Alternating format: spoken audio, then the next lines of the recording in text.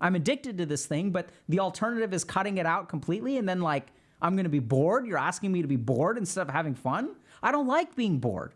Internet addiction is really hindering my life. As much as I try to delude myself into thinking the contrary, there is no doubt that I have a bit of an addiction to the internet. Whenever I try to complete important tasks in my life, such as studying, homework, or working out, I'm easily distracted by YouTube videos, listening to music, even going as far as mindlessly scrolling the garbage content on Snapchat. It feels, however, that even though I'm aware of this problem, I don't know how or am not willing to fix it. I guess willpower isn't enough, but I shouldn't have to completely cut out access to my favorite apps or videos. Even in doing so, like joining the study channel here, I get distracted and explore the rest of the server, looking into every text channel. This issue of technology addiction has been affecting my ability to enjoy life. I don't have real hobbies other than watching videos or TV. I never have the patience to read or learn an instrument or be active. The act of working out is such a large and time-consuming task to me because the whole time I'm distractedly watching videos. It takes up my whole day, and then it's my free time. So, this is kind of an interesting conundrum that many people fall into. We're addicted to technology. We're addicted to the internet. And if we want to approach this and understand this, I think there are a lot of really, really great key insights in this post that we're going to touch on one at a time. Okay? So let's take a look. So, the first thing that this person said, which I want to focus on, is that they're easily distracted.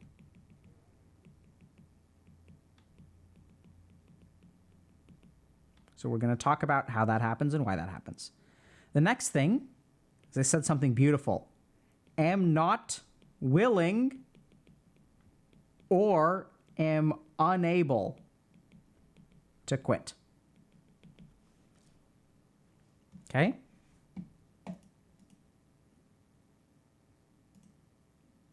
So this is really important. Next thing they say, this is really great. I shouldn't have to cut out my favorite apps. So I want y'all to understand this for a moment. It's really important. We shouldn't have to cut it out. There has to be a way for me to enjoy the internet without being addicted to the internet. There's got to be a middle ground. It's unfair. I shouldn't have to cut it out. Why is life like this? Why can't I enjoy YouTube and be motivated to do things? Y'all get that? And then the last thing is I never have patience to do stuff.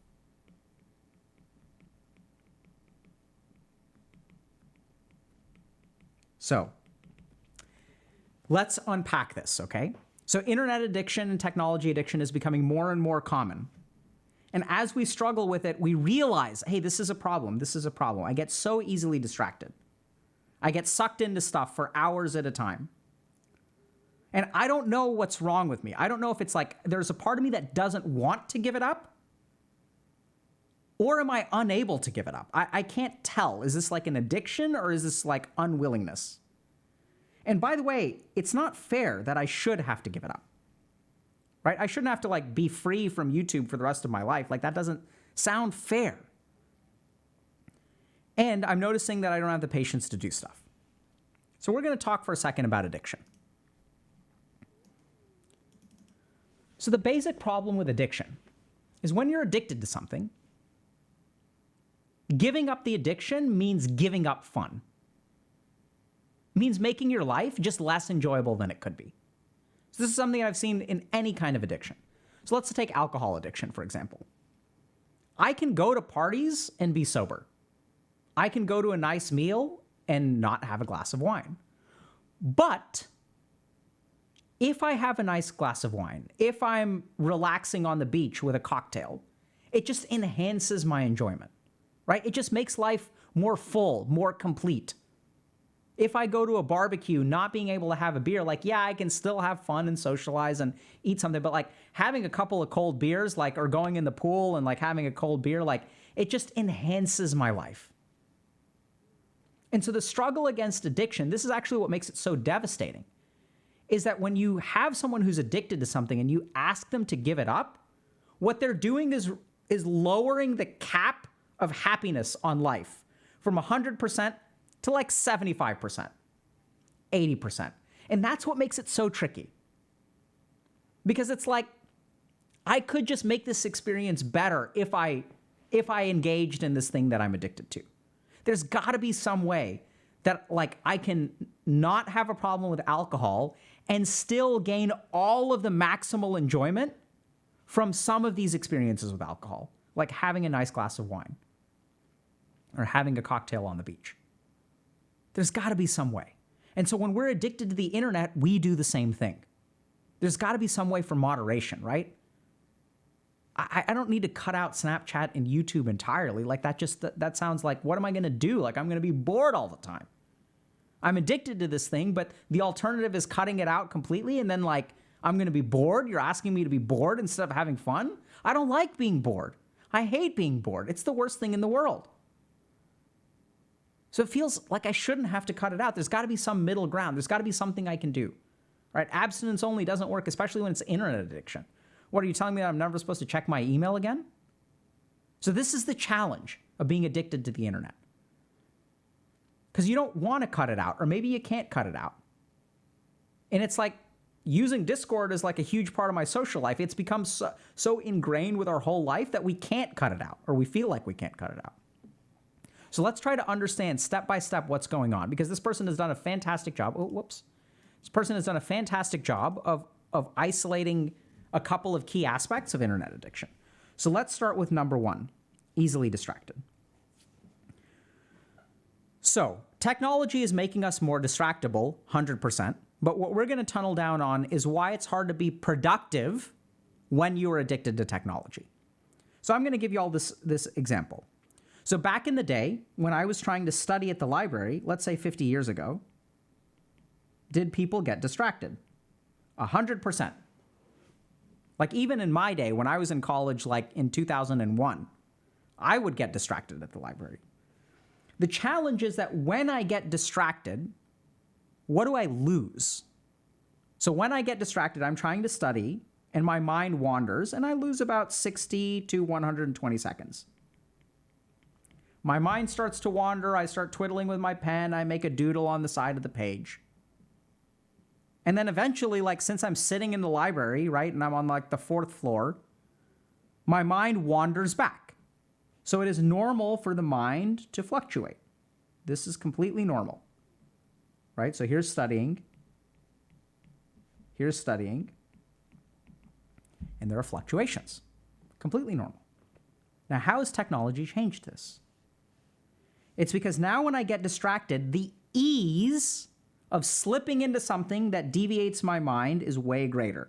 So now when I get distracted and I open up, let's say YouTube, I go down here, right? So this is the initial distraction. And then YouTube suggests more things to me, more things to me, more things to me that are very dopaminergic and engaging. And so now a 60-second distraction. Because how hard is it to alt-tab over or open YouTube or click on another channel? And this is the thing. Technology is designed to make it so easy for us to slip in. Shortcuts, shortcuts, shortcuts. Auto login. I now have like a fingerprint accessor for my phone.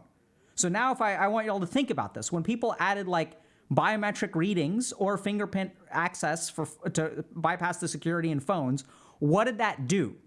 It cut down the time it's required to open up an app. Do y'all get that? So every year that goes by, it used to take me 10 seconds to put in my security code. Now it takes 0. So what that means is that every second of distraction, right, from 0 to 60, every second I have a chance to go back to studying. You all get that? I have a chance to get my mind in order. But now what's happening with technology, it's becoming so sophisticated and so quick It's so easy to access things now. And once we slip into it, we get taken advantage of by the app. So now YouTube is recommending things to us, right? And remember that apps are even doing things like they're paying attention to how far down you scroll before you click on something. So if I scroll, let's say there's 5 things I can click on. And in each of these opportunities, there's a chance I can go back to studying. And I click on this one. So what does the app learn? Next time around, this one is going to be on top. Reduces my chance to be able to study. Y'all get that? So we've always been easily distractible. The challenge is that the price, the cost we pay for being distracted is way worse now than it used to be. Because back in the day, if I got distracted, like if I want to like do something fun and not be bored, I got to pack up all my stuff, unplug my laptop, put all my books away, close up my water bottle, put my backpack on, climb down 4 flights of steps, step outside, walk to my dorm room to be able to queue for a game of Warcraft 3. It's a 20-minute endeavor. Now, if I'm studying at home and I can double click an icon and I find a queue instantly,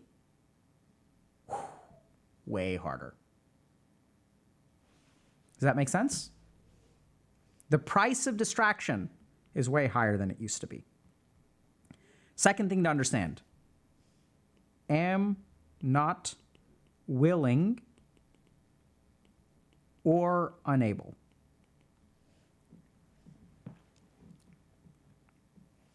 To quit. So, we could talk a little bit about dopamine here. I think that's important. But I want y'all to think about this for a second, okay? So I recognize there's going to be a little bit of irony here. So what would your life be like? What would you really be giving up if you never watched Twitch or YouTube again? What would life be like? What would actually happen?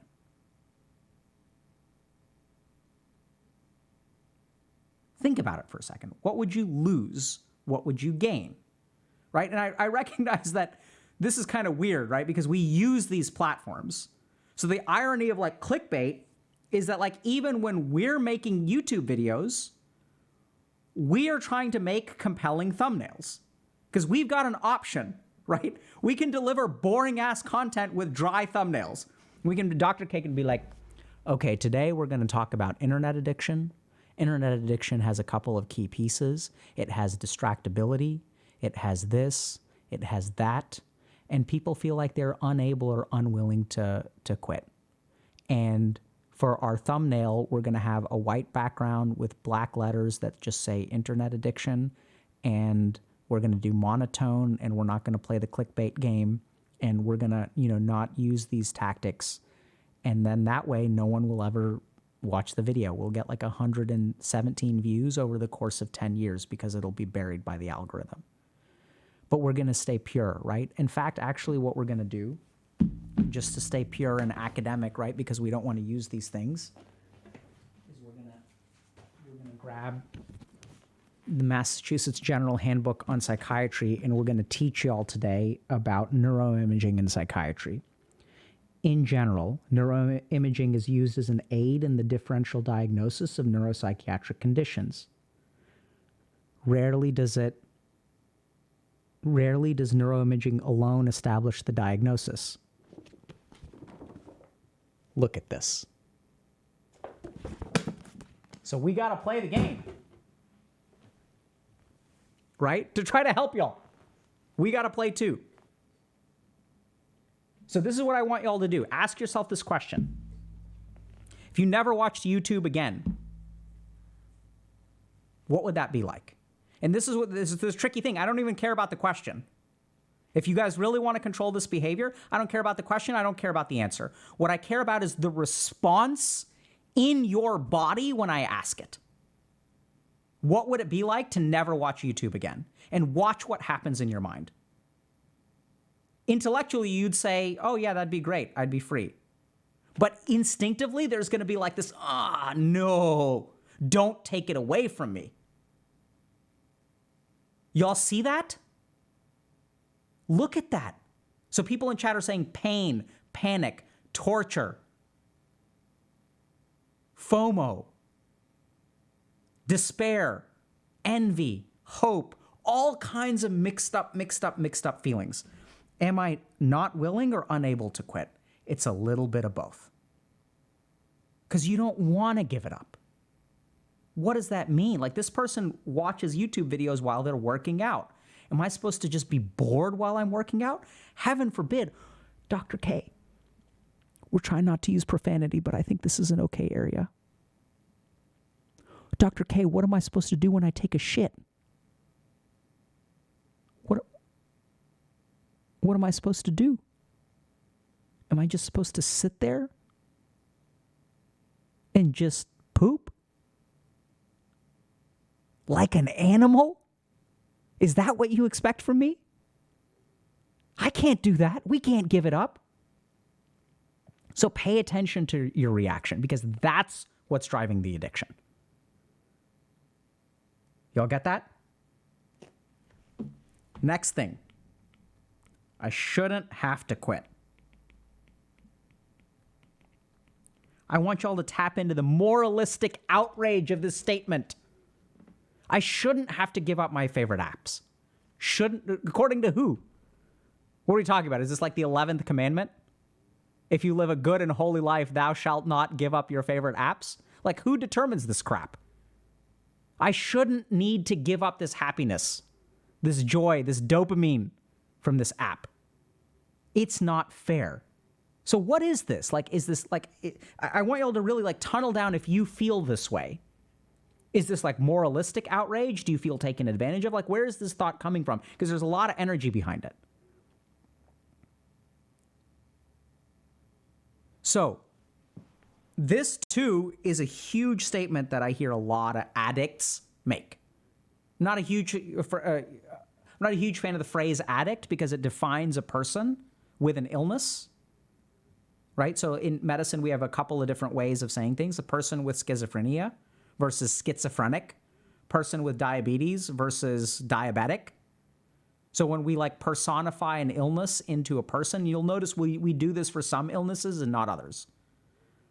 So we'll do it for addicts, but we won't do it for people with cancer. There's no noun that describes someone who's cancerous, right? Y'all get that?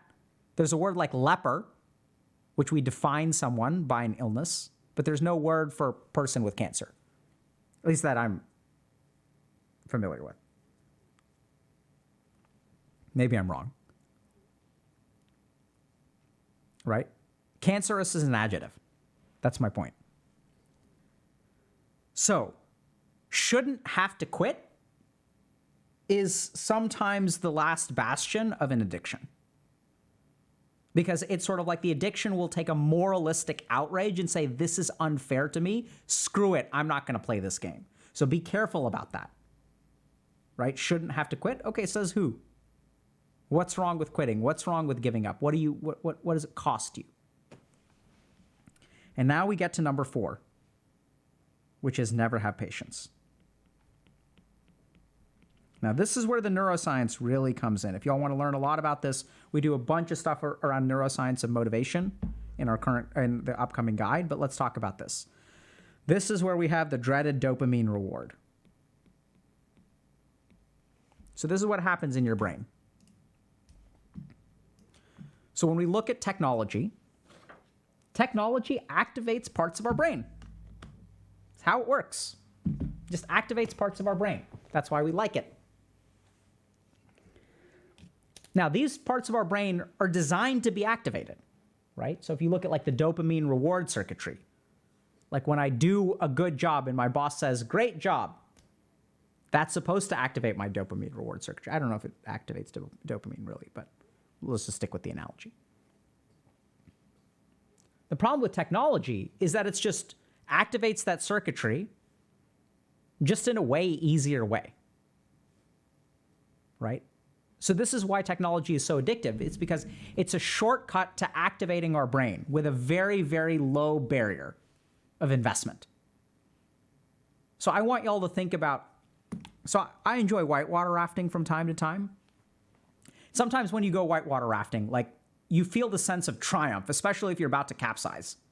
And it's like you're rowing with all your might, your adrenaline is pumping, you don't capsize, you're through the rapid and you're like cheering, and it's like it feels amazing and alive.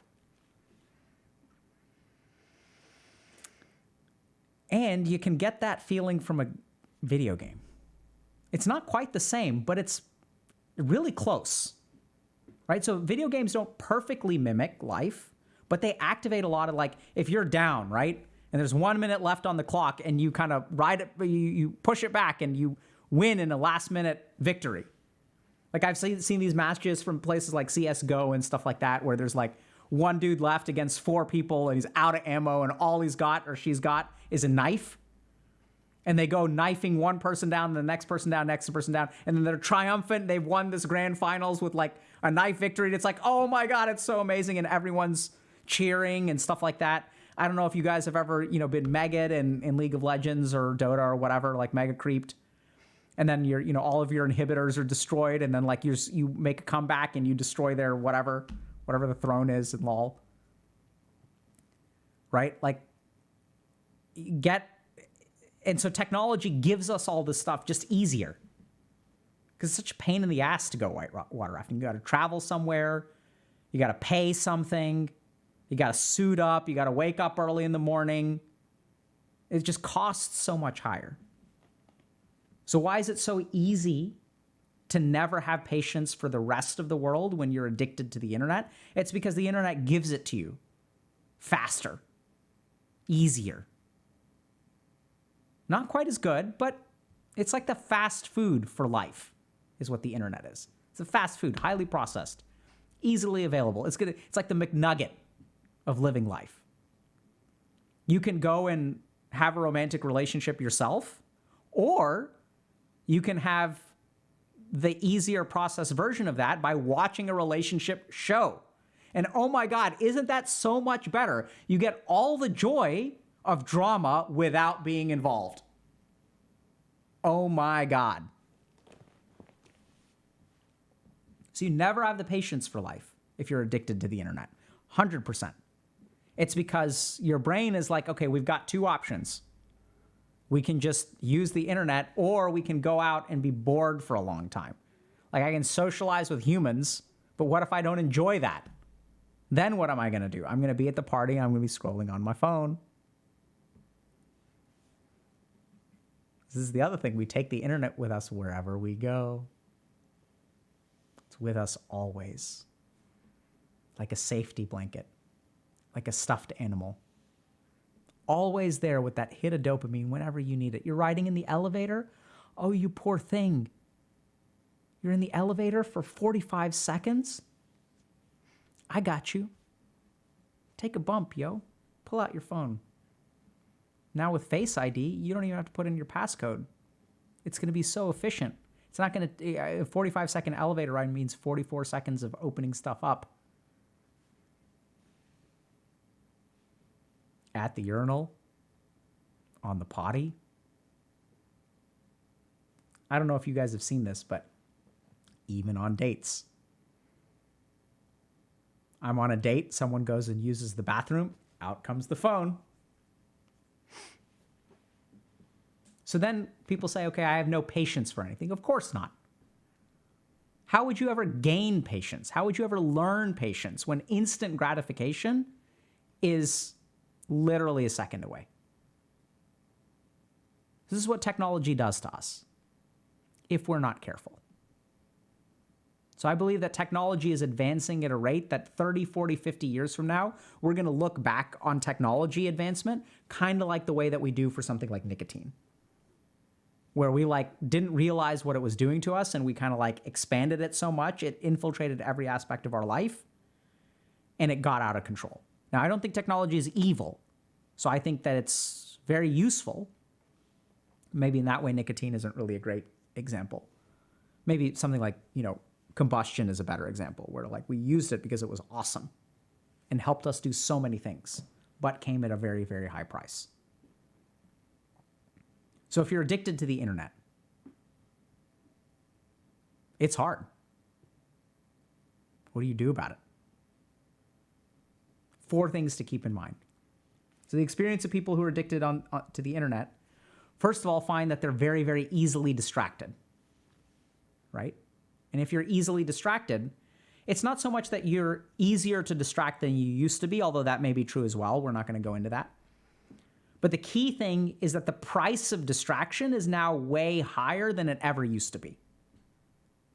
So 50 years ago, when you're studying at the library, you get distracted, you have nothing to do, and eventually your mind goes back to studying. Whereas now, if you get distracted, it's so easy to open something up and then go down the rabbit hole for 4 hours and doom scroll.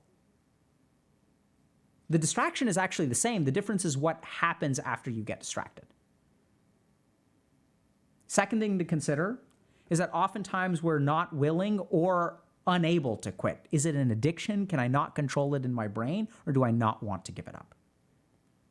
And if you really want to get to the source of that, what you should do is ask this question: what would it mean if I uninstalled this app or YouTube or whatever, uninstalled this video game? And like, your mind may come up with all kinds of cognitive answers, but that's not actually what we want to focus on. We want to focus on the emotions. If I tell you no more YouTube ever, what does it do to you? How does your mind? No, that's the source of the addiction. Y'all feel that? Like, that's where the addiction comes from. It's like, it's like a geothermal vent that is venting out something deep down within you. And you got to go find it.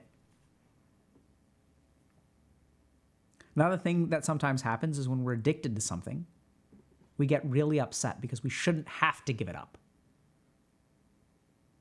I don't want to give it up. There must be moderation. There must be, honestly, there probably is in terms of internet usage, honestly. So I'm not against moderation. In fact, that's why we're a healthy gamer instead of no more gaming, right? We're about developing healthy habits around technology, which I think is an increasingly important skill, because I don't think we can go back to being Amish. Like, I don't think that's going to work. Maybe I'm wrong. By all means, prove me wrong. But we got to learn healthy technology habits. And a big part of that is we got to be careful, because something that the addiction will use is telling us that moderation is possible. Having us hunt for moderation, hunt for moderation, hunt for moderation. And when we hunt for moderation, the addiction gets satisfied. So is it possible to use technology in a healthy way? 100%. But for you in this moment, maybe not. So take those worst offenders and honestly uninstall them. See what happens. Last thing to consider is that as we use more and more technology, we don't have patience for IRL. And that actually causes even a worse problem. Because now what's happening is IRL stuff is getting harder and technology stuff is getting easier. So we get shifted more and more towards technology and more towards things like internet addiction. And as our social skills get rusty, as we don't quite take care of ourselves as much because we're in front of a computer screen all day long, as our laundry doesn't get done and things like that, it gets harder and harder to engage in the real world. And so we don't have patience to do things in the real world. And that's because technology hits those centers of our brain that normally real life hits. It hits it just so much easier. Dirtier, though. It's like a incomplete combustion. It's like a dirty pollutant source of energy. Like it gets us that dopamine hit, but not in a healthy and nourishing way. It feels really good in the moment when you make a big comeback in a video game, but 6 years later, you don't feel confident in yourself as a human being because of that victory. Right? That's the problem with technology, is that it activates just enough of our brain to outcompete real life without actually giving us the advantages of real life. And the more we go down that, the less patience we have for the real world. Very challenging. Fortunately, very common. So if y'all want more information on this stuff, especially things like building technology habits and stuff like that, we've got a whole lecture about the process of how to do that and worksheets and things like that coming out in our guide. I strongly also recommend you check out some of our other things. Like we did dopamine detox together as on Discord a couple months ago. So by all means, like, ask these questions, explore this stuff. It's also not a bad idea if you really feel like you're addicted to get evaluated by an actual clinician. You know, this is going to be one of those places where can a coach help you build healthy technology habits? Undoubtedly. But if you're really feeling like your function is impaired, like you're failing out of class, you're not able to go to work, things like that, if you're seeing a real functional impairment, really you should go see a therapist. Make sense? It's tough.